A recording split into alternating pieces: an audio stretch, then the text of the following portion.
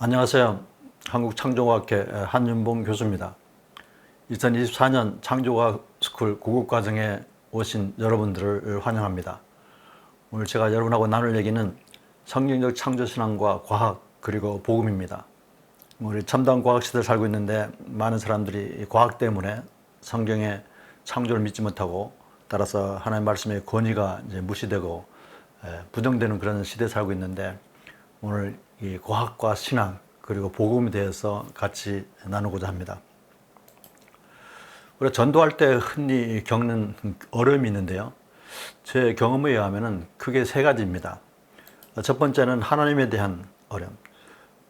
복음을 전하다 보면은 보이지 않는 창조주 하나님의 존재를 어떻게 믿을 수 있냐고 이제 반문들을 많이 하죠. 그리고 천지 만물을 6일 동안에 어떻게 말씀으로 창조하셨다는 것을 믿을 수 있냐? 이렇게 이제 질문합니다. 수많은 기적들이 기록되어 있는데 그 기적들을 어떻게 믿을 수 있냐고 이렇게 반문합니다. 그리고 또 성경에 대해서 질문들이 많죠. 성경은 사람이 썼는데 어떻게 사람이 쓴 성경이 하나님이 말씀이라는 것을 어떻게 믿을 수 있냐? 못 믿겠다는 거예요. 그리고 고대 근동지방의 우주관으로 모세가 창세기를 기록했을 텐데 고대 근동지방의 우주관하고 우리 현대 과학에서 밝혀진 우주관은 서로 다른데 따라서 고대 근동지방의 우주관 문화와 역사를 바탕으로 기록한 창세기는 사실이 아니다 라고 이렇게 반문합니다. 그리고 하나님께서 왜 선악과 나무를 만드셨냐, 그 따먹을 줄 아셨을 텐데 왜 굳이 만드셨냐고 이렇게 질문을 해요. 이건 선악과 사건하고 우리 자유의지에 대한 거거든요. 저는 이거는 오늘 주제에서는 다루지 않습니다. 세 번째는 이제 우리가 복음을 전하다 보면 예수 그리스도의 복음을 전하다 보면은 사람들이 예수님에 대해서는 많이 알아요. 왜냐하면 예수님은 역사적 실존 인물이고 우리가 학교에서 4대 성인 중에 한 명으로 배우잖아요. 그런데 예수님이 어떻게 창조주 하나님이 될 수 있냐? 그걸 못 믿겠다는 겁니다. 그리고 예수님이 어떻게 천일을 통해서 이렇게 탄생하고 또 죽었다가 부활을 하고 또 다시 오신다는 것을 못 믿겠다는 거예요. 그리고 예수님만 믿어야지만 구원받을 수 있냐? 라는 이제 질문들을 많이 하거든요. 아마 여러분도 이렇게 다 이런 비슷한 질문 내지는 공격 같은 것을 받아본 적이 있을 겁니다. 그래서 오늘 제가 이 시간에 이것에 대해서 주로 우리가 어떻게 이제 대처하고 변증할 것인가를 같이 나누고자 합니다. 여러분, 하나님을 많은 사람 믿지 않는데 왜 하나님을 믿지 않을까요, 사람들이? 저는 개인적으로 정말 늦은 나이에 예수님을 영접했는데 미국에서 33살 되던 해에 한인교회 여름 수련회 저 친구에서 억지로 끌려갔다가 하나님의 은혜로 그 다음날 예수님을 영접했습니다. 그게 제가 미국에서 박사학위 마치고 한국에 돌아오기 정확하게 10달 전에 일어난 사건이었어요. 그 전까지 저는 철저하게 하나님을 믿지 않았거든요. 반면에 진화론을 믿고 빅뱅 우주를 믿고 외계인의 존재를 믿었던 사람입니다. 그럼 왜 저는 하나님을 믿지 않았을까요? 많은 사람들이 하나님을 믿지 않는데 그 이유가 있겠죠, 그렇죠? 첫 번째 이유는 하나님이 보이지 않기 때문에 그렇습니다. 하나님이 보인다면 아마 다 믿을 겁니다. 두 번째 이유는 하나님에 대해서 아는 게 없습니다. 저도 그 캠프에 가서 예수 영접하고 성경을 보면서 하나님에 대한 것을 알기 이전까지는 하나님에 대한 지식이 전혀 없었거든요. 오히려 하나님 없다 그랬거든요. 호세아 선지자는 이스라엘 백성이 망하는 이유가 하나님에 대한 지식이 없어서 망한다고 한탄했습니다. 오늘날 정말 첨단 과학 시대에 엄청나게 많은 지식과 정보가 홍수처럼 밀려들고 있잖아요. 근데 그 수많은 지식과 정보 중에는 하나님을 믿게 하고 성경에 기록된 창세기를 믿게 하고 기독교 신앙을 과학적으로도 인정하고 이렇게 믿게 하는 것에 반대되는, 오히려 하나님 없다고 그러고 너희들이 믿는 성경은 틀렸다 그러고 창조는 과학적 사실이 아니라고 부정하고 비난하는, 조롱하는 그런 지식과 정보들로 이제 넘쳐나고 있거든요. 그래서 세 번째 이유는 전 세계 모든 사람들이 어릴 때부터 학교에서 과학 시간에 진화론 교육을 받습니다. 과학 시간에 진화론은 과학적 사실이라는 그런 교육을 받기 때문에 누구나 할 것 없이 다 어떤 진화론적인 그 지식으로 인해서 그 믿음 때문에 유물론적인 과학 만능주의 사상을 갖고 또 세계관을 갖게 되고, 이게 이제 종합적으로는 진화론적 세계관이라 하는데, 이런 그 진화론 교육 때문에 이제 진화는 과학적 사실이다. 반면에 창조주를 믿어야 하는 기독교 신앙은 이건 과학적 사실이 아니고 비과학이라고 공격하고 비난하거든요.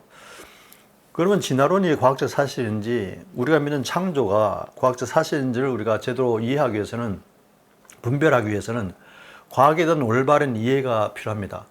과학이 도대체 무엇인지 잘 이해도 못하면서 어떻게 과학을 얘기하면서 진화가 맞고 성경이 창조가 틀렸다고 얘기할 수 있겠습니까? 반면에 저와 여러분이 지금 하나님 믿잖아요. 저도 이제 하나님 믿는 분명한 이유가 있는데 아마 다 이유가 있을 겁니다. 제가 믿는 하나님 믿는 첫 번째 이유는 하나님은 눈에 보이지 않지만 살아계시기 때문에 믿습니다. 그분이 죽은 분이라면 저와 여러분은 하나님 믿을 필요가 없죠. 그 다음 두 번째는 우리 인간들을 죄에서 구원할 수 있는 유일한 분이기 때문에 믿습니다. 제가 이런 예를 잘 드는데요. 자동차가 고장나면 누가 가장 잘 고칠 수 있습니까? 그 자동차를 설계하고 만든 사람이 가장 잘 고칠 수 있죠. 마찬가지 논리입니다. 우리 인간들을 모든 죄와 불의에서 건지시고 깨끗게 하시고 구원하실 수 있는 분은 우리를 창조하신 창조주밖에 없습니다. 따라서 저와 여러분이 창조 신앙에 확신이 있다면 주는 그리스도시고 살아계신 하나님의 아들이라는 그런 신앙 고백이 가능해지겠죠. 그리고 하나님께서 우리 인간을 창조하지 않으셨다면 예수 이 땅에 오실 필요가 없으셨죠. 그 다음에 세 번째 제가 하나님을 믿는 이유는 제가 예수를 믿기 전까지는 기독교 신앙을 정말 반과학적이고 비과학자라고 비난하고 조롱했었지만 그리고 성경의 창세기도 그건 정말 신화라고 말도 안 되는 내용들이라고 이렇게 비난하고 조롱했었지만 제가 예수 영접한 이후에 성경을 보면서 깨닫고 확신하게 뭐냐면 성경의 내용이 특히 창세기 내용이 역사적으로 뿐만 아니라 과학적으로도 사실이기 때문에 제가 믿습니다. 저는 과학자입니다. 저는 모든 것을 논리적으로 과학적으로 이해가 안 되고 설명할 수 없다면 저는 이렇게 전하지 않거든요. 근데 놀랍게도 성경을 보니까 창세기 내용들이 제가 알고 있는 과학적 사실과 법칙들에 위배되는 게 없었습니다. 근데 현실은 어떻습니까? 현실은 전 세계 모든 교육기관에서 창조주와 창조주를 부정하는 왜곡되고 편향된 과학 교육을 하고 있습니다. 예를 들어서 우리나라의 초등학교 4학년 국어 교과서에 보게 되면 인간의 조상이라는 그런 주제가 있는데요.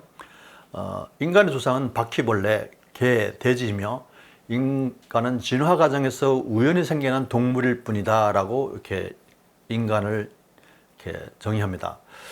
이건 뭡니까? 이건 인간은 동물이라는 얘기거든요. 즉 인간의 존엄성이 철저하게 부정되는 겁니다. 우리 인간의 조상은 바퀴벌레, 개, 돼지.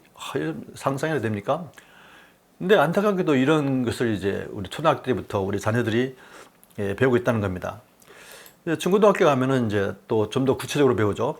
이건 2015년 개정 교육과정의 통합과학 교과서의 첫 페이지에 나오는 건데요. 나는 무엇일까 하는 정체성에 관한 질문입니다. 16년 전에 이 세상에 태어난 나는 16살이라는 얘기죠.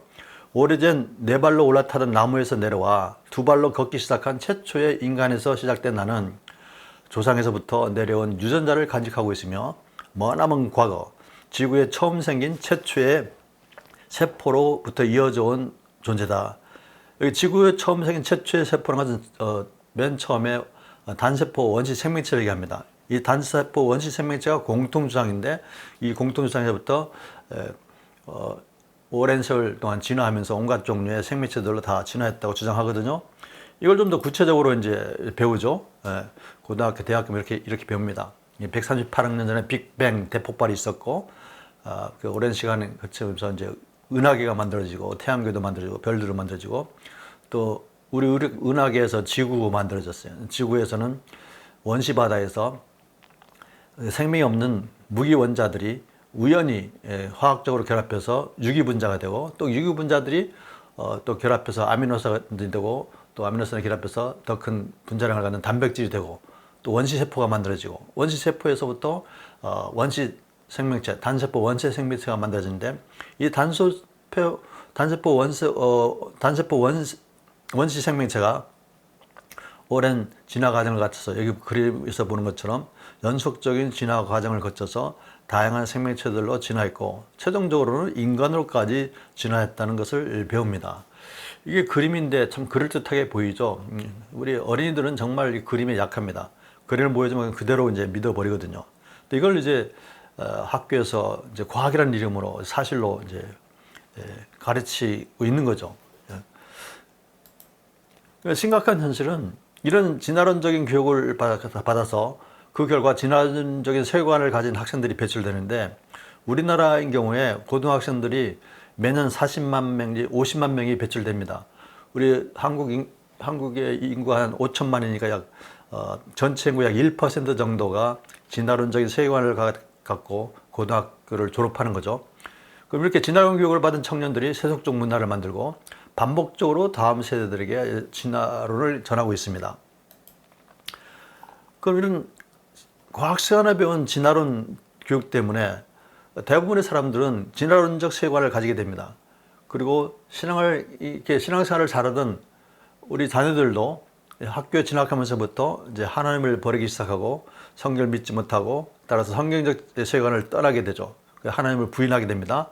대신 하나님 대신에 이제 신이 자연이 신이 되는 거죠. 자연이 하나님 자리를 이제 차지하게 됩니다.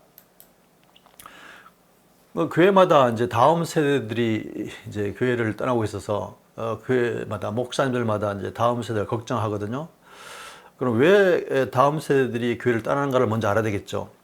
그 이유는 J.P. 모or랜드 교수님이 말씀하신 것처럼 과학주의와 이와 관련된 문제들을 우리가 제대로 다루지 못한 까닭에 젊은이들이 교회를 떠났다고 이렇게 진단하고 있습니다. 저도 마찬가지로 과학주의 때문에 우리 다음 세대들이 창조 하나님의 창조와 성경을 믿지 못하고 교회를 떠난다고 저는 생각합니다. 대표적인 기독교 철학자이자 변증가인 J.P. 모or랜드 교수는 이런 얘기합니다. 기독교인들은 자기가 믿는 내용만이 아니라 믿어야 하는 이유도 알아야 한다. 여기에는 특별히 과학주의를 폭로하고 격파하며 과학과 성경을 연관짓는 문제를 다룬 일이 포함된다는 겁니다. 요즘 세대들은 정말 과학 지식이 많습니다. 궁금한 것도 많고, 근데 왜 기독교를 믿어야 하는지, 왜 창조주 하나를 믿어야 되는지, 왜 예수를 믿어야 되는지 그 이유도 이제 정확히 알아야 되겠죠. 그러기 위해서는 이제 그 과학적으로도 하나님의 말씀을 잘 설명하고 이해시키는 게 굉장히 중요하죠. 과학과 성경을 연관짓는 문제를 이제 다루는 것을 소홀히 하면 안 된다는 얘기입니다. 위대한 영적 거장가이면서 기독교 운동가인 윌버포스는 이런 얘기합니다. 변증학을 훈련시키는 일은 기독교의 모든 영역과 양육에서 매우 중요하다. 여기서 실패하면 우리 자녀들이 집을 떠나게 됐을 때 기독교 신앙을 버리는 일이 많아지게 될 것이다 라고 얘기했습니다. 변증학은 우리 실험을 통해서 증명하지 못할 경우에 우리가 이미 알고 있는 과학적 사실과 법칙, 논리들을 이용해서 무엇이 옳고 그른지를 분별하는 것을 우리가 변증학이라고 합니다. 따라서 기독교에서도 우리가 하나님의 창조를 과학적으로 실험을 통해서 증명할 수는 없지만 하나님의 창조가 사실임을 우리가 이미 알고 있는 과학적 사실과 법칙, 논리들을 이용해서 하나님의 창조가 사실임을 변증해야 되는 일을 끊임없이 이제 우리 자녀들에게 잘 가르쳐야 되는 얘기 되겠습니다. 이런 데 실패하게 되면 우리 자녀들이 이제 부모 곁을 떠나게 되면은 기독교 신앙을 버리고 교회를 떠나게 되겠죠. 21세기 첨단 과학 시대를 사는 현대인들은 대부분 다 자연과 과학은 창조주를 부정한다고 합니다. 저도 그렇게 생각했던 사람이고 이런 이유 때문에 제가 기독교인들을 막 폄훼하고 이렇게 무시하고 과학적으로 이상한 사람들이라고 조롱했던 사람입니다. 그럼 진실은 도대체 무엇일까요? 여러분 성경에 이제 창세기 1장에 하나님의 창조 내용들이 기록되어 있잖아요. 성경에 기록된 창조가 사실이라면은 우리가 생각해 볼 게 뭐냐면은 하나님은 전지전능하신 분이잖아요. 전지전능하신 창조주 하나님의 지혜와 설계로 이제 창조되었다면은 그 창조의 결과는 어떠해야겠습니까? 창조의 결과는 최고 수준의 아름다움과 질서와 조화를 가져야 되겠죠. 그렇죠? 이런 아름다움과 질서와 조화는 아무리 오랜 시간이 주어진다 하더라도 저절로 만들어지지 않습니다. 그렇죠? 그런 이런 아름다움과 질서와 조화가 가능하게 하는 어떤 원리가 있습니다. 그 원리를 우리는 기본 원리, basic principles 또는 과학 법칙 또는 자연 법칙이라 그러죠. 이런 이유 때문에 이 우주가, 이 자연이, 생명체들이 최고 수준의 아름다움과 질서와 조화를 갖고 있는 겁니다. 이것은 무엇을 뜻합니까? 이것은 피조세계는 하나님의 창조의 능력과 신성이 담겨 있음을 뜻합니다. 로마서 1장 20절을 같이 읽겠습니다. 창세로부터 그의 보이지 않는 것들, 곧 그의 영원하신 능력과 신성이 그 만드신 만물에 분명히 보여 알게 되나니, 그러므로 저희가 핑계치 못할지니라. 이 피조세계의 아름다운 질서와 조화가 뭐냐면은 전능하신 창조주 하나님의 창조의 능력과 신성의 결과들이라는 얘기입니다. 따라서 우리가 하나님이 눈에 보이지 않지만 이 피조세계를 통해서, 이 피조세계의 아름다움과 질서를 통해서 창조주 하나님의 능력을 깨달을 수 있고 하나님의 그 존재, 창조주 하나님의 존재를 알 수 있다는 겁니다.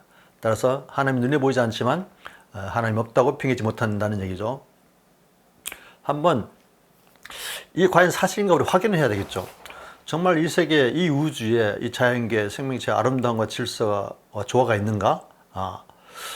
그걸 이제 우리가 확인해야 되지 않겠습니까? 여러분 뭐 우리 자연에서 다 이제 확인할 수 있죠. 이 동영상을 보면서 한번 확인해 보겠습니다.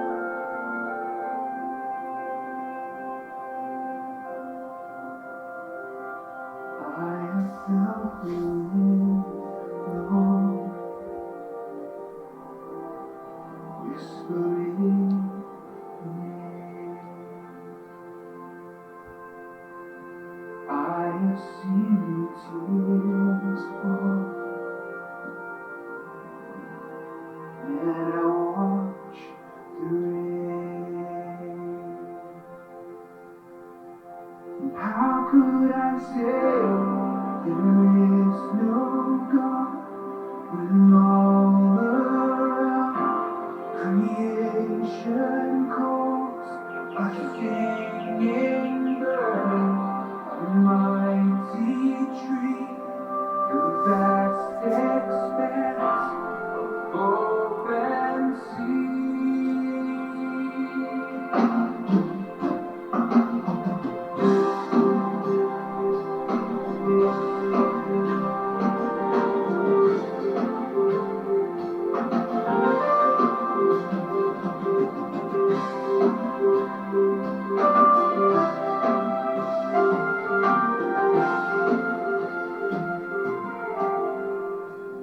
Gazing at a bird in flight, soaring through the air, lying down beneath the stars, I feel your presence there. I want to stand on ocean shore and feel the thundering breakers roar. To walk through golden fields of rain, beneath endless blue, horizons gray.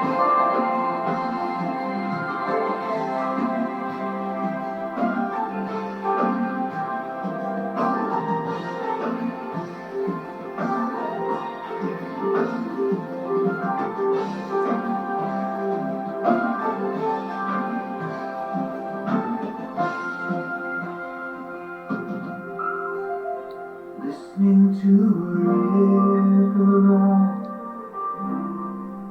watering the earth. 아름답죠?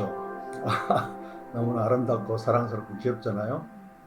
이게 저와 여러분의 어렸을 적 모습입니다. 지금은 다 망가져서 그렇죠.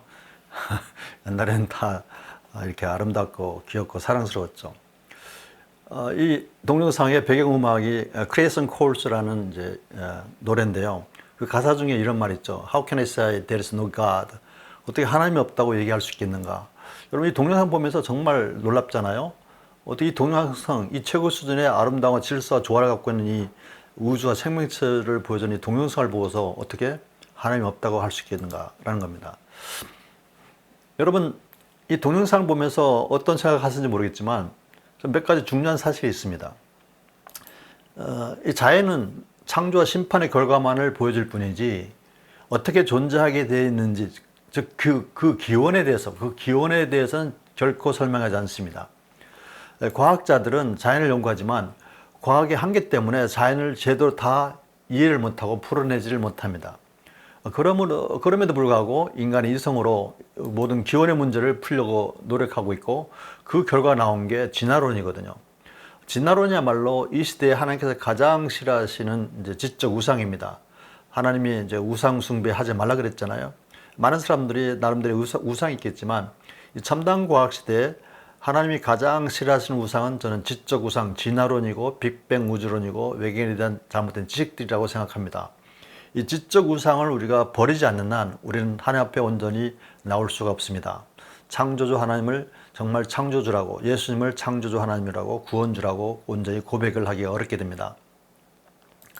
이 피조세계의 특징은 다시 요약하게 되면은 최고 수준의 아름다움과 질서와 조화와 신비를 갖고 있죠. 이거는 어떤 경우에 가능하겠습니까? 이거는 이 우주는 놀랍게도 완벽하게 미세에 조정되고 있다는 겁니다. 최고 수준의 조정도 아주 미세하게 정말 완벽하게 미세에 조정되고 있기 때문에 이런 게 가능하죠. 이거는 최고 수준의 지적 설계의 결과입니다. 수많은 별들이 있지만 그 별들 중에 생명체가 살고 있는 별은 지구가 유일합니다. 왜냐하면 지구만이 생명체가 살기에 완벽한 조건을 다 갖추고 있기 때문에 지구에만 생명체가 있는 겁니다. 물론 과학자들이 지구 외에 다른 별, 즉 지구와 비슷한 크기, 비슷한 구조를 갖고 있는 이제 별을 찾고 있죠. 그래서 그 별에서도 지구처럼 생명체가 자연적으로 발생해서 진화했을 거라는 그런 믿음 때문에 그렇습니다. 그렇지만 지구와 비슷한 별이 있다 하더라도 지구에서처럼 생명체가 살기에 완벽한 조건들이 갖춰지지 않으면은 그 별에서는 생명체가 존재할 수가 없습니다. 이거는 진화로는 설명할 수 없는 거죠. 이런 피조세계의 특징은. 이거는 창조주만이 하실 수 있는 완벽한 창조의 결과를 나타냅니다. 예. 로버트 보일이라는 이제 물리학자 있는데 이분이 이제 여러분이 과학 시간에 다 배우는 분입니다. 시계는 결코 우연히 생길 수 없다. 시계는 목적을 위하여 설계되어 만들어진 위대한 작품이다.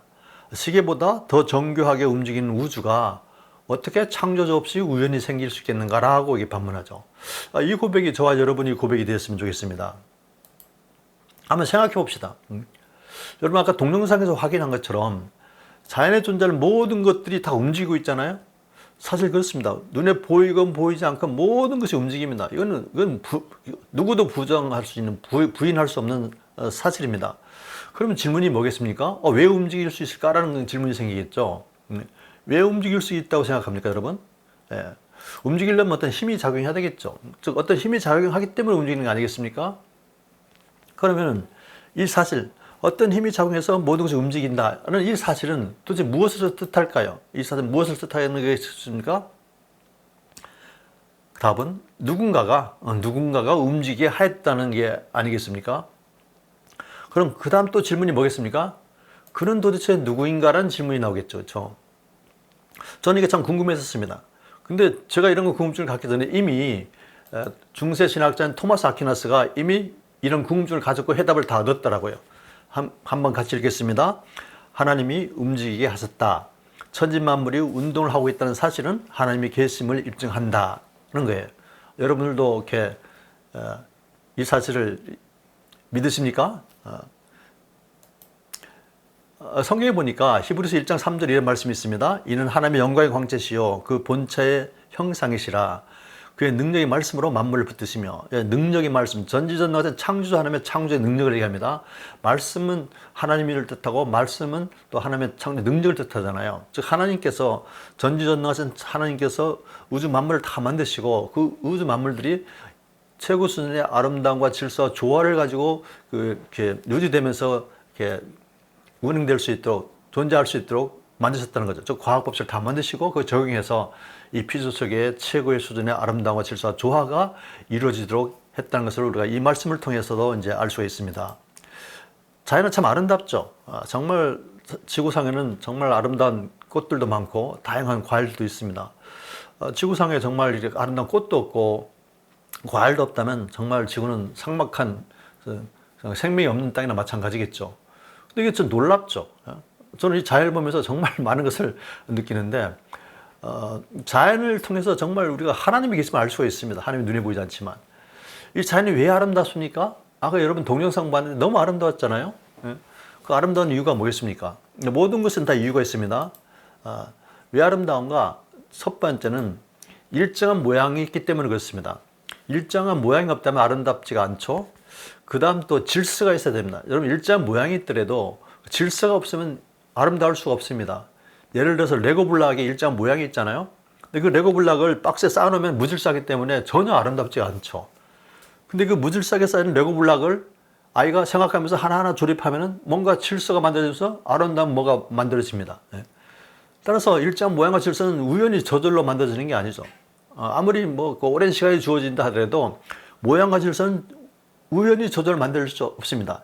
이런 일정 모양과 질서가 가능하게 하는 원리가 있습니다. 그 원리를 우리는 아까도 말씀드렸지만 과학 법칙, 자연 법칙이라고 합니다. 이런 이유 때문에 우리가 학교에서 이제 수학을 배우는 거죠. 수학. 이 피조세계가 일정 모양도 없고 질서도 없고 원리가 없다면 우리가 수학을 이용할 필요가 없습니다. 과학자들이 그런 이유 때문에 이제 연구할 때 수학으로 이제 자기 이론을 다 정리하잖아요. 정리하고.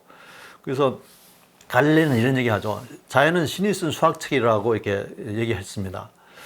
이렇게 창조됐기 때문에 하나님 보시기에 피조세계는 좋았죠. 하나님이 창세기 1장에 보게 되면은 창조하시고 나면 꼭 뒤이어서 이제 하나님 보시기에 좋았다고 기록되어 있습니다.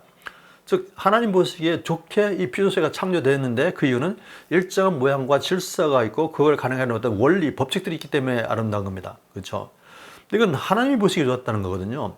저와 여러분, 죄로 인해서 타락한 저와 여러분이 보시기 좋은 게 아니고 하나님, 죄가 없이 하나님이 보시기에 좋았다는 거예요. 따라서 우리가 창조 당시의 그 세계는 얼마나 아름다웠을까? 에덴 동산은 얼마나 아름다웠을까? 우리 인간의 상상할 수 없는 수준의 아름다움을 갖고 있지 않았을까라는 걸 우리가 알 수가 있습니다. 근데 그 아름다움이 우리 인간의 죄로 인해서 이제 무너지기 시작했죠. 저와 여러분이 첨단 과학 시대에 살고 있습니다. 많은 사람들이 과학을 얘기하죠. 과학을 얘기하면서 과학은 창조주를 부인하고 부정한다고 이렇게 주장합니다. 저도 그렇게 주장했던 사람이고요. 그리고 진화론은 과학적으로 증명된 사실이야 라고 다 얘기하죠. 그렇게 믿고 있고요. 따라서 창조주는 존재하지 않는다고 하죠. 그래서 창조주 하나님은 존재하지 않는다. 존재하지 않는 창조주 하나님을 믿는 기독교. 그리고 그 하나님이 창세기에 기록된 대로 모든 것을 창조했다는 것을 믿으면 안 된다고 이제 많은 사람들이 얘기하죠. 그러면서 이걸 다 이제 과학으로 이렇게 얘기하잖아요. 과학이라는 이름으로. 그럼 과학이 도대체 무엇일까? 과학이 증가하는 게 창조를 증가할까? 진화를 증가할까를 우리가 분별할 수 있어야 되거든요. 그럼 우리가 평생 살면서 가장 많이 듣는 말이 아마 과학이라는 용어일 겁니다. 과학. 사람들은 어떤 말을 반복해서 듣고 그 혜택을 누리면 그걸 잘 이해하는 걸로 착각하는데 그 대표적인 게 과학이죠. 그러면 우리가 과학에 대한 올바른 이해도 없이 어떻게 창조가 맞는지 진화가 맞는지를 얘기할 수 있겠는가? 따라서 우리가 창조인지 진화인지를 분별하기 위해서는 과학에 대한 정확한 이해가 있어야 되겠죠. 여러분 과학의 정의가 무엇이라고 생각합니까? 과학의 정의. 과학, 일반적으로 사람들이 얘기하는 과학은 자연과학을 얘기합니다. 자연과학. 자연과학의 정의는 자연 속에 숨겨진 비밀들을 찾아내어 실험적으로 밝히는 것을 우리는 자연과학이라고 그럽니다. 이 세상에 존재하는 모든 것들은 생명이 있건 없건 모든 것들은 고유한 특성들, 비밀을 갖고 있고 이 세상에 움직이는 어떤 작동 원리가 있거든요. 그런 게 전부 다 이제 비밀들입니다. 그러면 제가 한번 여러분 여쭤볼게요. 비밀에 대해서. 비밀은 스스로 존재할 수 있습니까? 비밀에 대한 팩트가 뭡니까? 비밀에 대한 팩트는 어떤 비밀도 스스로 존재하지 않는다는 거죠. 비밀은 누군가가 만들어서 숨겨 놓을 때 존재하는 겁니다. 그럼 그 비밀이 도대체 뭐냐? 그게 바로 이제 아까 여러분 읽었던 로마서 1장 20절의 말씀입니다. 하나님의 그 영원하신 그 창조의 능력과 신성이 그 만드신 만물에 분명히 보이게 알게 되나니 하나님의 영원하신 창조의 능력과 신성이 결과돼 전부 다 피조물 속에 비밀로 다 들어가 있고 이 피조 세계의 작동 원리로 다 숨겨져 있다는 얘기죠. 근데 그러기 때문에 그런 비밀들을 찾아내 밝히는 게 과학이기 때문에 저는 그 비밀들을 창조의 비밀이라고 이렇게 얘기하는데요. 이런 창조의 비밀을 찾아내 밝히는 게 과학이기 때문에 기독교 신앙은 이렇게 결코 비과학적이 아닙니다. 왜냐하면 그 비밀들을 찾아내 밝히는 게 과학이기 때문에 과학은 창조주와 아주 뗄래 뗄 수 없는 관계를 갖고 있는 거죠. 그렇죠? 따라서 이런 이유 때문에 기독교 신앙은 더 이상 비과학이 아니라는 얘기, 방과학이 아니라는 얘기죠. 이런 사실을 모르면 많은 사람들이 기독교 신앙은 방과학적이고 비과학적이라고 그러면서 우리를 무시하고 조롱합니다. 제가 그랬던 사람입니다. 제가 그렇게 기독교인들을 과학적으로 무식한 사람이라고 비난했던 사람이거든요. 한번 생각해 봅시다. 과학자들이 이제 자연을 연구해서 여러 가지 결과들을 밝혀냈잖아요. 그럼 자연과학이 기원의 문제를 풀 수 있을까? 많은 과학자들은 자연을 연구하면 기원의 문제를 풀 수 있다고 생각합니다. 그럼 자연과학을 굉장히 열심히 이제 하죠. 여러분, 자연과학은 크게 세 가지를 얘기할 수 있습니다. 물리, 화학, 생물을 우리가 일반적으로 자연과학이라고 합니다. 그 기초과학이라고 얘기하기도 하죠. 그러면은 이 자연과학, 기초과학의 물리, 화학, 생물을 통해서 기원의 문제를 풀 수 있을까? 한번 우리가 생각해 봐야 되지 않겠어요? 예. 그러려면 우리가 물리, 화학, 생물이 도대체 어떤 학문인가를 먼저 이해를 해야 되겠죠? 예. 물리 봅시다. 물리는 물질, 에너지와 힘이 자연에서 어떻게 작동하는지를 연구하는 학문입니다. 예. 화학은 모든 물질들은 이제 원자로 되어 있잖아요. 원자, 분자들이 어떻게 작용하고 반응하는지를 연구하는 학문입니다. 생물은 모든 생명체들에서 여러 생명 현상들이 일어나는데 이런 생명 현상들이 어떻게 일어나고 작동하는지를 연구하는 학문이 생물입니다.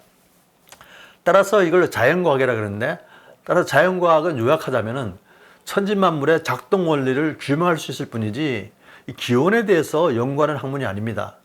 이해가 되셨습니까? 예. 그럼 이런 사실을 잘 모르게 되면 자연과학을 연구해서 자연과학을 통해서 기원의 문제를 인간이 풀 수 있다고 막 주장하거든요. 근데 사실은 그렇지 않습니다. 예. 피조세계의 작동 원리가 어떤 게 있겠습니까?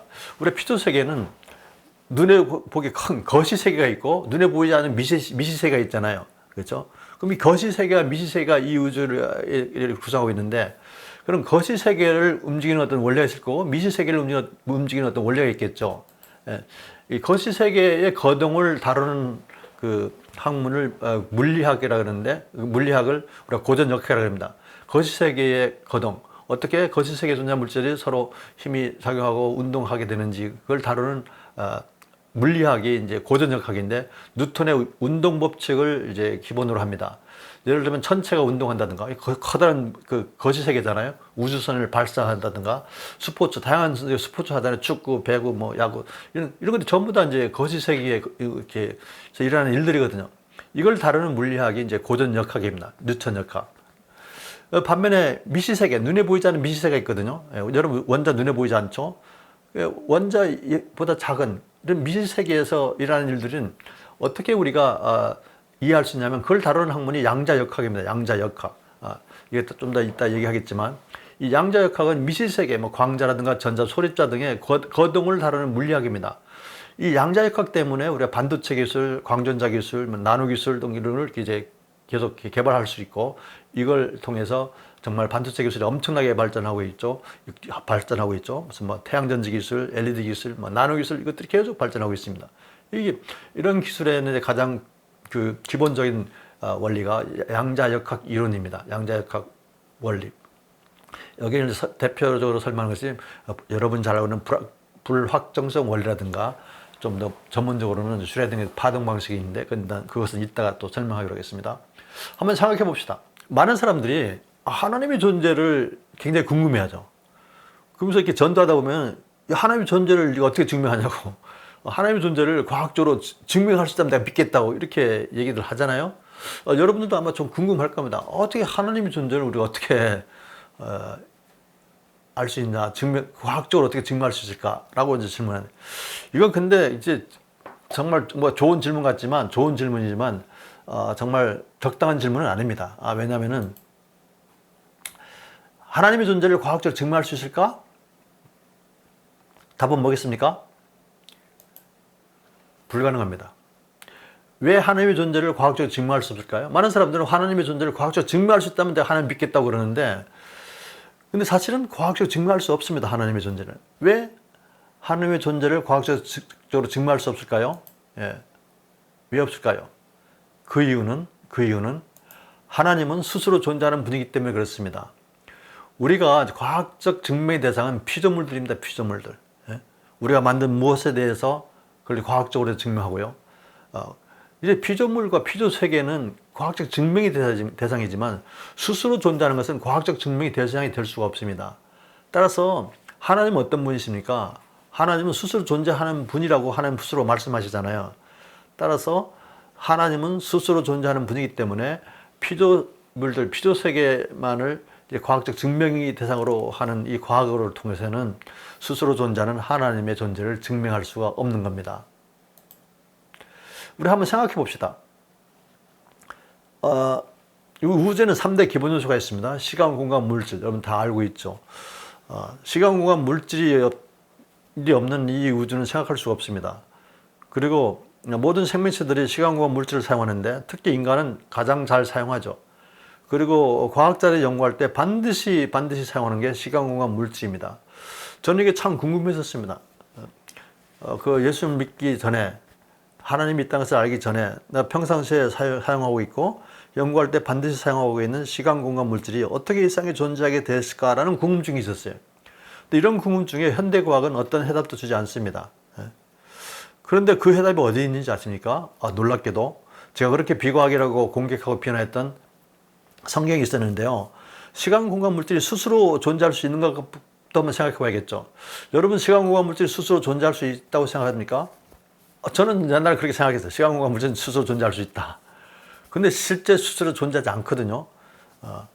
그러면 시간, 공간, 물질은 스스로 존재할 수 없다면은 누가 만들었을까 하네, 그렇죠?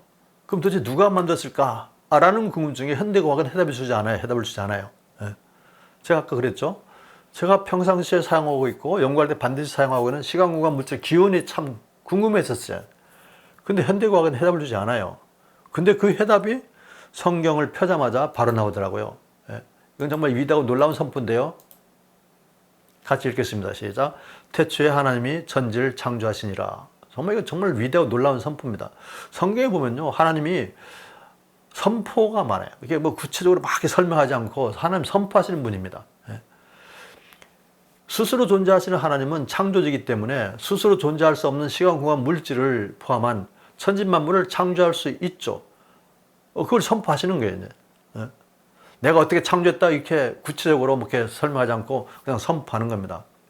그래서 하나님의 창조는 실험과학적으로 증명할 수 없는 초과학적인 사건, 초과학적인 기적이기 때문에 이게 과학의 문제가 아니라 이건 믿음의 문제입니다. 즉 하나님께서 6일 동안 천지만물을 창조했다는 것은 이건 과학적 실험 대상이 아니기 때문에 과학적으로 증명할 수 있는 그런 과학의 문제가 아니라 이건 믿음의 문제라는 겁니다. 이해가 되셨습니까? 우리가 에너지와 물질을 우리가 떠나서는 이 우주를 생각할 수가 없습니다. 우주가 에너지와 물질로 가득해 있고 모든 생명체가 이제 에너지와 물질을 사용하고 있잖아요. 그러면은 에너지와 물질이 스스로 존재할 수 있을까라는 거예요. 저는 옛날에 정말 하나님이 있다는 걸 알기 전까지는 내가 사용하고 있는 에너지와 물질, 뭐 시간, 공간을 포함해가지고 이게 다 스스로 존재할 수 있다고 이제 생각했었습니다. 여러분들 그렇게 혹시 생각했습니까? 근데 만약에 에너지와 물질이 스스로 존재할 수 없다면 이건 창조의 결과 아니겠어요? 그러면 에너지와 물질이 창조의 결과임을 증명하는 과학 법칙이 있어야 되겠죠, 그렇죠? 여러분 알다시피 물질은 세 가지 상태가 있죠. 액체, 고체, 액체, 기체입니다. 이 상태 변화를 시키려면 에너지를 가하거나 빼줘야 되거든요. 따라서 물질과 에너지는 아주 불가분의 그 관계를 갖고 있습니다. 먼저 에너지에 대한 우리 어떤 법칙을 보죠. 에너지에 대한 과학 법칙. 에너지 보존 법칙이라 그러는데 연력학 제1법칙이라 그럽니다. 연력학은 에너지와 일과의 관계를 다루는 학문이거든요. 연력학 제1법칙을 에너지 보존 법칙이라 그러는데 이건 여러분이 자녀들이 우리 다음 세대들이 중학교 1, 2학년 때 다 배우는 내용입니다. 이 법칙이 얘기하는 게 뭐냐면은 이 우주 안에 존재하는 에너지의 총량은 항상 일정하게 보존된다는 거예요. 그래서 에너지 보존 법칙이죠. 단지 에너지 종류는 바뀔 수가 있습니다. 위치 에너지, 운동 에너지, 전기 에너지, 빛 에너지 이렇게 에너지 종류는 바뀌지만 에너지 총량은 항상 일정하게 보존된다는 얘기입니다. 에덴 동산에 물이 흘렀겠죠, 그렇죠? 그거는 이제 그 물이 흐른다는 것은 이제 그 위치 에너지가 이제 운동 에너지로 바뀌는 겁니다. 위에 높이 차이에서 높은 데서 낮은 데로 물이 흐르잖아요. 에덴 동산에서 이제 그 에덴 동산 중심으로 강이 흐르잖아요. 그 이제 위치 에너지가 운동 에너지로 바뀌면서 흐르는 거죠. 그렇죠? 어쨌든 이 우주 안에 존재하고는 에너지 총량은 항상 일정하게 보존된다는 얘기예요. 예. 그러면은 어떤 궁금증이 생기냐면은 우주 안에 존재하는 에너지 총량이 항상 일정하게 보존되기 위해서는 제가 한번 질문해 보겠습니다, 여러분. 에너지가 스스로 막 창조되면 될까요? 에너지 총량이 항상 일정하게 보존되기 위해서는 에너지는 스스로 창조되면 안 되죠. 그렇죠? 그래서 이 법칙이 얘기하는 게 뭐냐면은 에너지는 종류는 바뀔 수 있어도 스스로 창조되지 않는다는 것을 얘기합니다. 스스로 창조되지 않기 때문에 이 우주의 에너지가 항상 일정하게 보존된다는 거죠. 이해가 되셨습니까? 그 다음 이분이 누굽니까? 세계 최고의 이제 역사상 최고의 이제 물리학자 중에 한 명이죠. 아인슈타인이죠. 아인슈타인은 이제 특수 상대성 이론인데 이는 MC 제곱이라는 아주 유명한 식이 있습니다. 이는 에너지를 얘기하고요. M은 물질의 질량, 즉 물질 얘기하죠. C는 빛의 속도입니다. 이 식은 빛의 속도가 일정하다는 이제 전제하에 유도된 식인데 에너지는 곧 물질이라는 얘기입니다. 에너지는 물질. 이 식이 뜻하는 바는 물질은 곧 에너지고 에너지는 곧 물질이라는 얘기예요. 이 식 하나 때문에 우리가 물질인 식물을 먹어서 에너지를 만들어서 살 수 있잖아요. 이 식 하나 때문에 자동차가 물질인 휘발유를 이용해서 휘발유가 갖고 있는 화학적 에너지가 기계적 에너지로 변하면서 굴러가는 거잖아요. 이 식 하나 때문에 원자폭탄도 만들어지는 겁니다. 그러면은 이 식이 에너지는 곧 물질이기 때문에 에너지에 대한 보존 법칙이 있으면 또 상대적으로 물질에 대한 보존 법칙도 있어야 되겠죠. 그렇죠? 그 물질에 대한 보존 법칙을 우리는 질량 보존 법칙이라는 질량 보존 법칙. 말 그대로 이 우주 안에 존재하는 물질의 총량은 항상 일정하게 보존된다는 겁니다. 자, 또 질문하겠습니다. 우주에 존재하는 물질의 총량이 항상 일정하게 보존되기 위해서는 물질도 막 스스로 막 창조되면 되겠습니까? 안 되겠죠. 이 식이 뜻하는 게 뭐냐면 물질도 종류와 상태는 바뀔 수 있지만 물질은 스스로 창조되지 않는다는 얘기입니다. 이게 놀랍지 않습니까? 이 에너지 보존 법칙과 질량 보존 법칙은 과학에서 얼마나 중요한 법칙인지 모릅니다. 과학자들이 연구할 때 반드시 적용하는 법칙이고요. 어떤 문제가 생겼을 때, 어떤 공장에서 공정상에 문제가 생겼다든가 연구할 때 문제가 생기면 그 문제의 원인을 찾을 때 반드시 적용하는 법칙이 이 두 법칙입니다. 에너지 보존 법칙, 질량 보존 법칙에 위배되게 뭐가 돌아가면 문제가 생기는 거거든요. 그리고 이 에너지 보존 법칙과 질량 보존 법칙에 위배되게 사람인 경우, 동물인 경우에 물질을 취하거나 에너지를 취하게 되면 문제가 생기는 거예요. 그래서 이 두 법칙에 맞게 에너지 물질을 취하면 이제 건강하게 살 수 있겠죠, 사람도. 그러면은 이 두 법칙이 얘기하는 게 뭐냐면은 에너지와 물질은 스스로 창조되지 않는다는 거예요. 스스로 창조되지 않기 때문에 이 우주에 존재하는 에너지와 물질의 총량이 항상 일정하게 보존된다는 거 아니겠습니까? 좀 더 이해를 돕기 위해서 우리 자녀들에게 쉽게 설명할 수 있는 방법은 제가 이렇게 말씀드리겠는데, 이제 그 그림이 있잖아요. 유리병 안에 이제 동량화 그림이 들어가 있습니다. 제가 한번 질문해 보겠습니다. 이 유리병이 스스로 저절로 만들어집니까? 이 유리병 안에 있는 그림이 스스로 저절로 만들어집니까? 이 유리병 안에 들어간 이 그림이 스스로 저절로 들어갈 수 있습니까? 유리병 안에 있는 그림이 변하고 있습니까? 아니죠. 이게 어떻게 가능하겠습니까? 이게 우연히 저절로 가능할까요? 천만에. 그럴 수가 없죠. 그렇죠? 이게 가능한 이유는 뭡니까? 지혜 있는 사람이 유리병을 설계해서 만들고, 또 지혜 있는 사람이 생각하면서 그림을 그리고, 또 지혜 있는 사람이 집어넣고, 또 지혜 있는 사람이 뚜껑을 해서 막아놨잖아요. 따라서 움직이지 않는, 변함이 없는 거죠. 마찬가지 논리라는 얘기예요. 이 유리병과 같은 우주 공간에 이 그림처럼 스스로 만들어지지 않는 에너지 물질이 가득하고 그 양이 항상 일정하게 보존되고 있다는 겁니다. 일정하게 보존되는 장치에 해당하는 게 바로 뭡니까? 에너지 보존 법칙, 질량 보존 법칙이잖아요. 또 이거는 뭘 뜻합니까?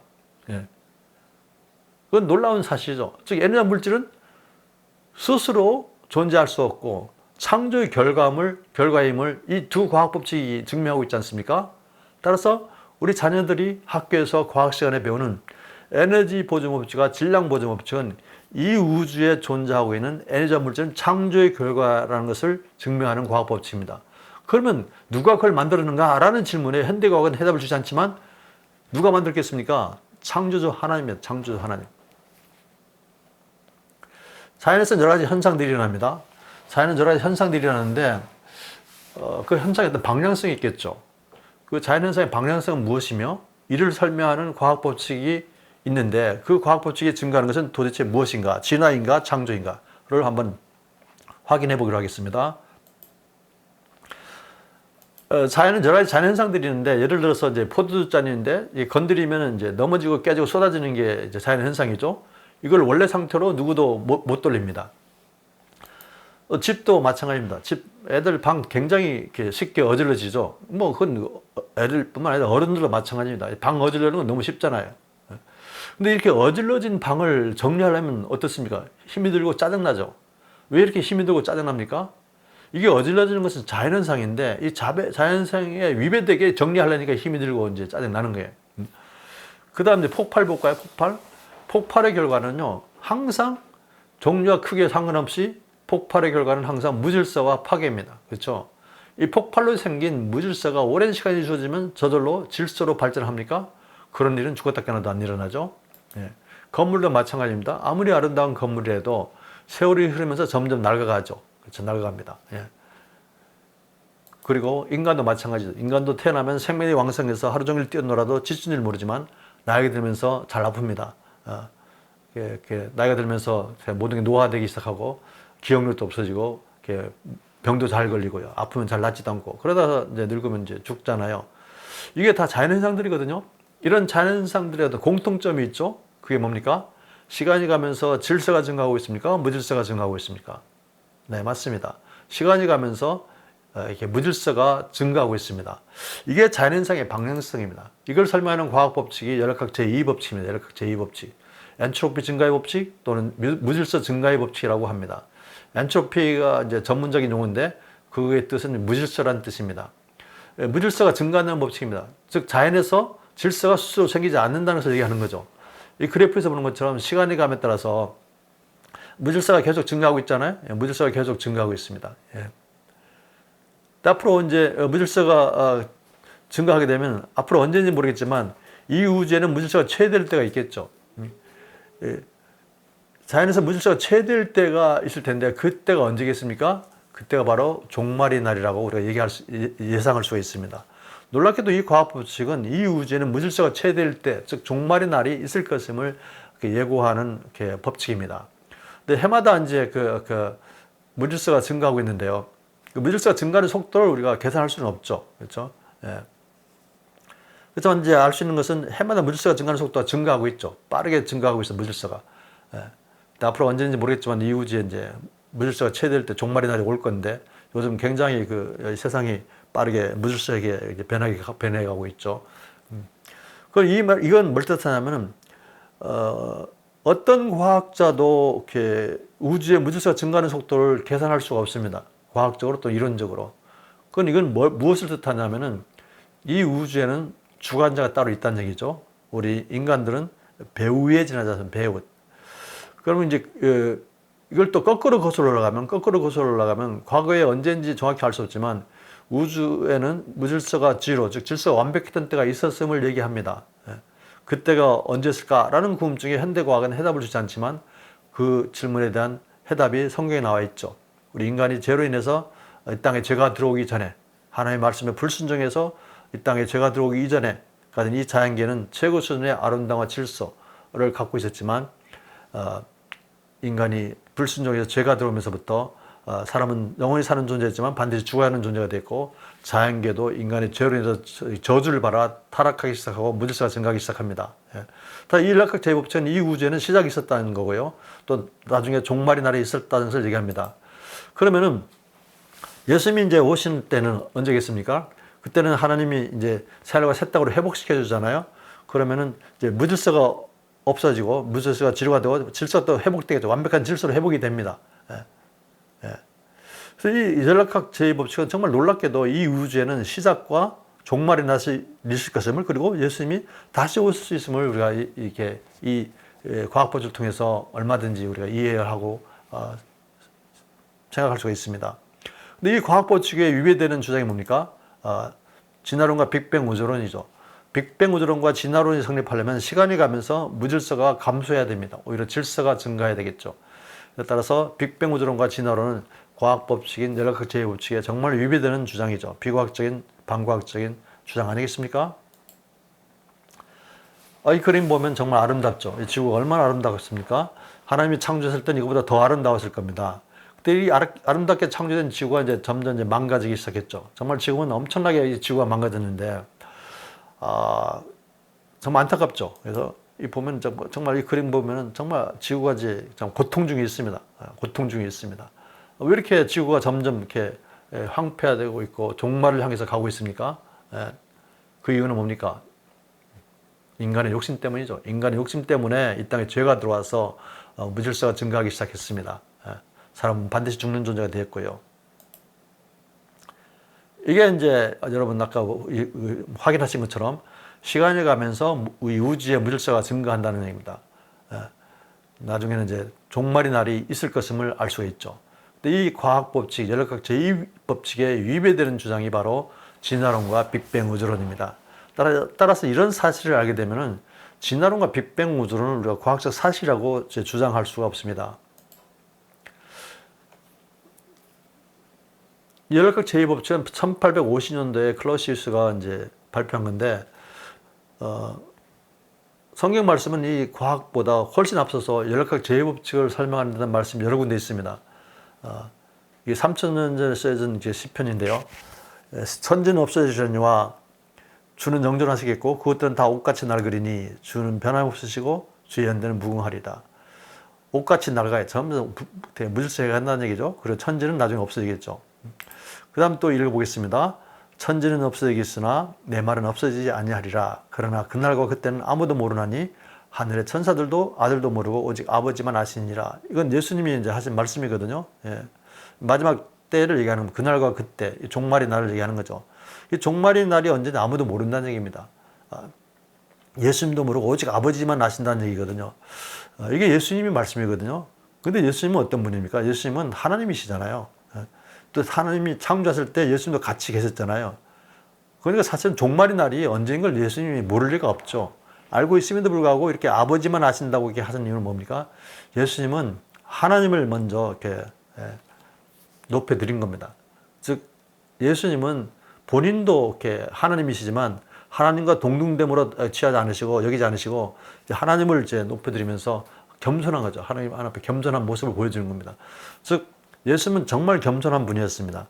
우리가 예수님을 통해서 배울 여러 가지 덕목들이 있지만 그 중에서 우리가 가장 정말 배워야 될 첫 번째 덕목이 저는 겸손이라고 생각합니다. 예수님의 겸손을 우리가 배워야 될 것 같습니다. 그리고 베드로후서 3장에 보면 이런 말씀이 있죠. 그 날에는 종말의 날에는 하늘이 불에 타서 풀어지고 물질이 뜨거운 불에 녹아지려니와 우리는 그의 약속대로 의에 가는 바 새하늘과 새 땅을 바라보도다. 종말의 나라의 모습을 이 말씀을 통해서 예상할 수가 있습니다. 하늘이 불에 타서 풀어지고 물질이 뜨거운 불에 녹아지려냐. 이거는 우주 전체 별들이 충돌하면서 불바다가 될 것 같은 걸 이제 예상할 수 있잖아요.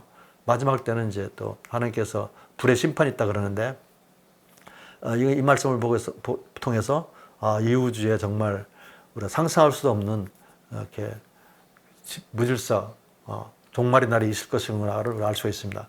그렇지만 그런 종말의 날이 내일 당장 온다 하더라도 저와 여러분은 걱정할 필요가 없는 게 하나님이 새하늘과 새 땅을 주시겠다고 이렇게 약속하셨기 때문에 우리는 이 약속을 믿는 거잖아요.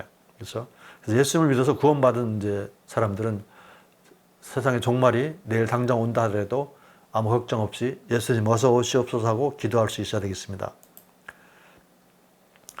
진화론자들은 이제 확률적으로 가능하기 때문에 충분히 오랜 시간이 주어진다면 진화가 일어난다고 가정합니다.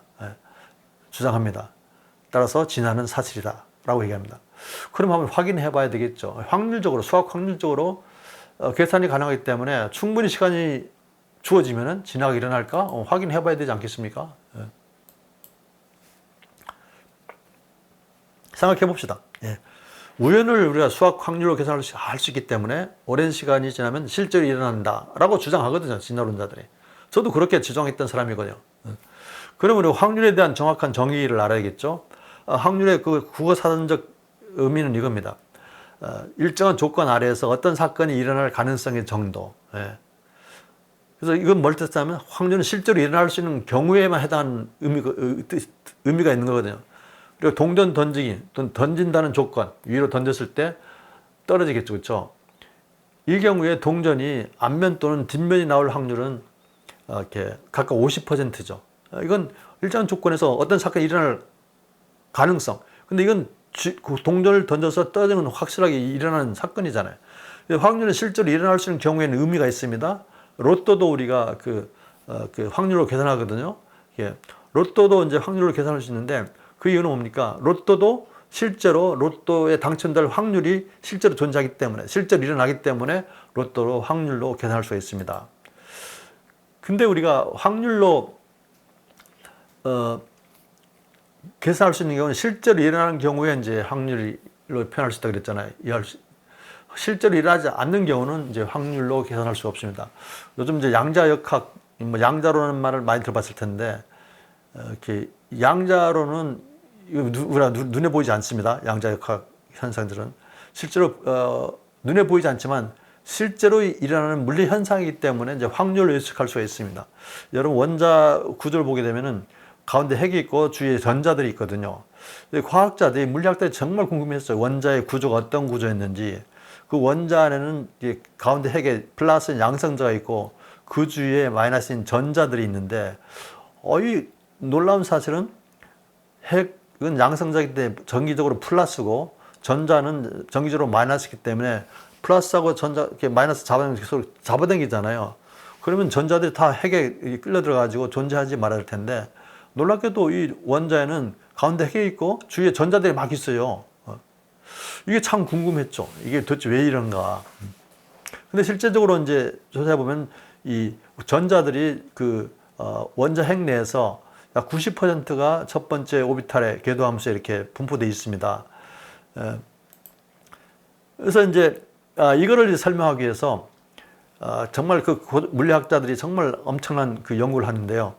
전자들이 가운데 핵이 양성자 쪽으로 끌려가지 않는 이유는 전자들이 원자 내에서 일정한 에너지 크기를 갖고 있는 궤도, 오비탈들이 있다는 게 불연속적인. 그래서 일정한 크기를 갖고 있는 궤도에 대해서 이렇게 움직이기 때문에 이렇게 끌려가지 이렇게 핵 쪽으로 양성자 플러스 쪽으로 이제 끌려가지 않는다는 거예요. 그러면서 원자가 이제 모양이 유지된다는 거죠. 그러면 이제 여기서 또 문제가 뭐냐면은 에너지를 우리가 어떻게 이해를 할 수 있어야 되거든요. 에너지가 여러분 눈이 안 보이잖아요. 이 물리학자들은, 과학자들은 어떤 정성적인 것보다는 정량적으로 다 이렇게 표현하려고 그럽니다. 정량적으로 표현될 수 있기 때문에 과학이 발달하는 거거든요, 사실은. 그래서 그 과학자들이 에너지가 도대체 뭐냐? 에너지 눈에 보이지 않는데 이걸 어떻게 정량적으로 이제 표현할 수 있을까를 너무 고민하지 않겠어요? 예. 여러분 어떻게 에너지를 정량적으로 표현할 수 있겠습니까? 그래서 이제 플랭크라는 이제 과학자가, 물리학자가 이제 양자라는 그런 가설을 이렇게 내놓는데요. 양자는 더 이상 나눌 수 없는 에너지 최소 단위를 우리가 양자라 그럽니다. 여러분 잘 이해가 안 될 것 같은데 예를 들어서 우리가 가래떡 생각합니다. 가래떡을 에너지라고 생각해 보세요. 계속 잘라요. 계속 자르다 보면 더 이상 쪼갤 수 없는 아주 작은 부분까지 이제 작게 자를 수 있겠죠. 가래떡을 쭉 계속 자르다 보면은 더 이상 이렇게 자를 수 없는 그 크기까지 한번 자를 수 있을 겁니다. 마찬가지 개념인 게 에너지가 눈에 보이지 않지만 에너지가 뭐가 있다고 한다면 에너지를 계속 자르다 보면 에너지 이 양이 최소인 어떤 단위가 있을 거라는 거예요. 그 단위를 에너지 최소 단위를 양자라고 하자라고 플랭크라는 물리학자가 이렇게 제안을 했습니다. 그래서 이제 플랭크의 양자라 그러는데 이 양자는 정말 눈에 보이지 않죠. 눈에 보이지 않는 이 에너지 최소량의 단위가 광자라든가 전자, 양성자, 중성자, 소립자 이런 것들이 이게 다 원자 안에 있거든요. 더군다나 광자는 질량도 없습니다. 전자나 양성자, 중성자 이런 것도 질량이 있지만 광자는 질량이 있지 않음에도 불구하고 존재하고 있는 것들이에요. 이건 전부 다 에너지 아주 최소 단위거든요. 근데 또 놀라운 사실은 이런 양자들이 전자기 복사 형태로 이제 방사하거나 또 흡수하기도 해요. 그리고 이것들은 또 진동수에 비례하기 때문에 진동수의 정수배로 표현할 수 있거든요. 근데 문제는 그 원자 안에 있는 전자들이 일정한 어떤 에너지 크기를 가지면서 이렇게 존재하는데 그러면 그것들의 이제 위치를 정확히 이해할 수 있어야 되거든요. 근데 어디 있는지 정확히 위치를 알 수가 없는 거예요. 그래서 이제 그걸 설명하기 위해서 물리학자는 하이젠버그가 불확정성 원리를 또 제안합니다. 예. 이걸 이제 밝혀내는데요. 어떤 움직이는 양재의 정확한 운동량과 정확한 위치를 동시에 알 수 없다는 얘기입니다. 여러분 좀 이해가 힘들지 모르겠는데 여러분 자녀가 밖에 나갔어요. 엄마 나 어디 가서 놀다 올게 그러면 이제 나가요. 나가는데 아기가 어디 나가서 놀면서 자기 위치를 얘기하지 않으면은 엄마가 어딘지 알 수가 없잖아요. 즉 아이가 어떤 속도를 가지고 움직이게 되면 어떤 운동량이 생깁니다. 근데 운동량이기 때문에 계속 움직여. 근데 움직이지만 어디 있는지는 부모는 모르는 거예요. 마찬가지 이 얘기인 거죠. 근데 양자라는 아주 최소 단위가 있는데 이게 움직이는데 그 정확하게 그 운동량이 얼마인지를 모르고 또 정확한 위치도 동시에 알 수 없다는 거예요. 아기가 어디 나가서 어디인지 정확히 이제 어떻게 돌아가는지 알 수 없는 것처럼 원전에 있는 전자들이 정확하게 어떤 위치에 있으며 정확하게 어떤 운동량을 갖고 있는지 알 수 없다는 얘기예요. 따라서 이거는 이게 정확히 알 수 없기 때문에 확률적으로 이제 예측할 수밖에 없다는 거죠. 그래서 양자역학에서는 이걸 확률로 설명합니다. 확률적으로 양대 상태를 다 예측하거든요. 그렇지만 이거는 확률로 적용할 수 있는 이유는 뭡니까? 이건 실제로 일어나는 물리 현상이기 때문에 확률로 예측할 수 있는 겁니다.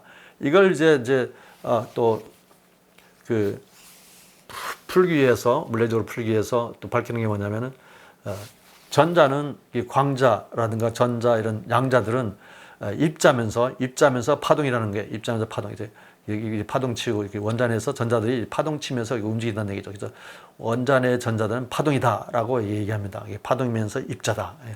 그래서 전자들의 분포를 예측할 수 있죠. 이 슈레딩거 파동 방에서 풀면은 일단 복잡한 이제 물리들인데요. 이거 뭐 여러분이 관심 있으시면 한번 찾아보시면 되겠습니다. 그러면은 자연에서 질서가 우연히 만들어질 수 있을까? 아까 이제 우연을 우리가 수학적 확률로 표현한다 그랬습니다. 수학적 확률로 계산할 수도 있고요. 근데 이 확률은 실제로 일어나는 사건의 경우는 이제 확률이 의미가 있습니다. 아까 양자역학도 실제로 일어나는 물리 현상이기 때문에 양자들의 그 거동을 이제 확률적으로 예측하는 거거든요. 그러면은 실제로 일어나지 않는 우연이 어떻게 존재할 수 있을까? 예를 들어서 여기 퍼즐 조각이 있습니다. 퍼즐 조각 정말 무질서하죠. 이 무질서한 퍼즐 조각이 제가 여러분에게 얘기합니다. 이 퍼즐 조각이 오랜 시간이 주어지면 우연히 저절로 막 조립하면서 스스로 이런 퍼즐 그림이 완성될 수 있다라고 제가 주장해요. 여러분 저를 뭐라 그랬습니까? 뭐라고 그러겠어요? 말도 안 되는 얘기 한다고 그럴 거 아니에요. 그렇죠? 근데 이게 스스로 막 가능하다고 막 주장해요. 그렇죠? 근데 이거는 불가능하죠. 이 퍼즐 조각들이 스스로 조립되면서 이 퍼즐 그림이 완성될 수 있는 확률은 얼마든지 수학적으로 계산할 수 있습니다. 확률을 얼마든지 계산할 수 있지만 실제로는 불가능하잖아요. 실제로는 일어나지 않잖아요. 따라서 실제로 일어나지 않는 사건에 대한 확률은 아무 의미가 없다는 얘기입니다. 또 반면에 이 완성된 이 퍼즐 그림을 부수는 건 너무 쉽죠. 부수는 건 너무 쉬워요. 이건 자연현상이거든. 굉장히 쉽게 부서져요. 무질서하게. 근데 이 부서진 퍼즐 조각을 또 원래 상태로 부서지기 전에 원래 상태로 돌릴 수 있을까요? 누구도 못하죠. 근데 이 부서진 퍼즐 조각들을 원래 상태로 돌리는데 그걸 확률로 계산할 수 있습니다. 확률은 얼마든지 계산할 수 있지만 실제로는 불가능한 일이잖아요. 그렇죠? 따라서 확률은 실제로 일어날 수 없는 사건에 대해서는 아무런 의미가 없다는 얘기입니다. 아무런 의미가 없어요. 이해가 됐습니까?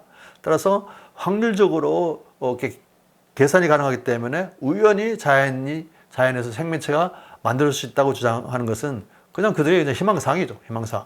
예를 들어서 봅시다. 신라면 여러분 다 아시죠? 신라면. 라면 여러분 좋아하시잖아요? 신라면이 우연히 저절로 만들어집니까? 대답해 보세요. 안 만들죠, 그렇죠? 신라면이 우연히 저절로 만든다고 주장하면 사람들이 정말 미쳤다고 그럴 겁니다. 근데 신라면이 만들어지려면요, 이게 밀가루에서부터 포장까지 한 10단계의 이제 그 공정을 거쳐야 되거든요. 예. 우연히 저절로 안 만들어지죠. 그런데 이 세포는 신라면보다 더 복잡하고 더 놀라운 기능을 갖고 있는 이 세포가 오랜 시간만 주어지면 저절로 이제 만들어질 수 있다고 주장하거든요. 여러분도 그렇게 혹 생각하세요? 저는 이게 가능하다고 생각했던 사람이에요. 그래, 세포? 오랜 시간만 주어지면 자연에서 저절로 만들 수 있어. 우연히. 라고 제가 이제 믿어쳤죠. 왜냐하면 진화론 교육을 그렇게 받았기 때문에. 예. 근데 실제적으로 우리가 논리적으로 생각해보면 이 라면보다 엄청난 그 복잡성과 최고 수준의 그 질서와 조화를 갖고 있고 기능을 갖고 있는 이 세포가 저절로 만들어진다고요? 세포 하나는요, 화학 공장 몇백 개에 해당하는 그 기능들을 갖고 있습니다. 그렇죠? 이런 세포가 저절로 만들 수 있다고 지금 과학자들이 주장하고 있잖아요. 진화론을 주장하는 사람들이. 자연에서 세포가 우연히 만들어지고 그 세포가 생명체가 돼서 온갖 종류의 생명체로 진화했다고 주장하거든요. 여러분 집에 컴퓨터를 다 있습니다. 컴퓨터가 저절로 우연히 만들어집니까? 컴퓨터는 0과 1이라는 이준수를 사용합니다. 0과 1을 사용해서 정말 수많은 정보들을 다 만들고 처리하잖아요. 근데 누구도 이 컴퓨터가 저절로 만들어졌다고 주장하는 사람, 생각하는 사람은 단 한 명도 없죠. 그렇죠? 그런데 이 컴퓨터보다 더 많은 정보를 만들어내는 최고 수준의 질서와 조화를 갖고 있으면서 기능을 갖고 있는 이 DNA는 우연히 만들 수 있다고 주장하거든요. DNA는 그 ATGC라는 코드가 있습니다. 염기 코드가 있는데 이 ATGC가 조합에 의해서 정말 상상할 수도 없을 정도의 많은 유전적 정보들을 만들고 하는 거거든요. 그렇죠? 그런데